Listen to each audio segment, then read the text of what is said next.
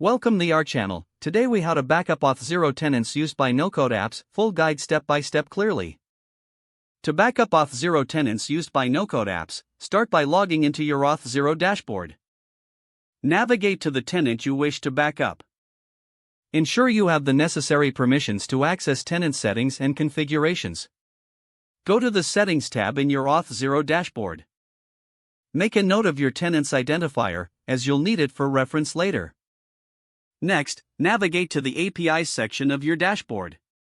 Export the API configurations by clicking on each API and selecting the Export option. Save these configurations in a secure location, preferably formatted as JSON files. Proceed to the Applications section. Export the settings for each application linked to your tenant.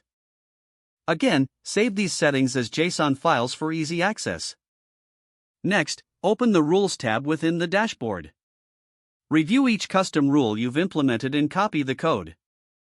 Paste this code into a text editor for record keeping.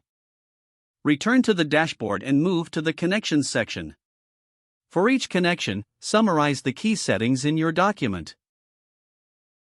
This may include details like the type of connection, enabled applications, and authentication settings. Now, you need to back up the user data. Using the Management API, retrieve user information. Initiate a GET request to the user endpoint. Store the response data, ideally in a database or a safe file format. Next, assess the tenant's logs, which can be crucial for troubleshooting. Access the Logs section to review recent activity. Use the Export function to save logs relevant to your applications.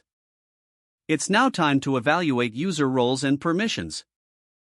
Go to the Roles section and document each role with its associated permissions.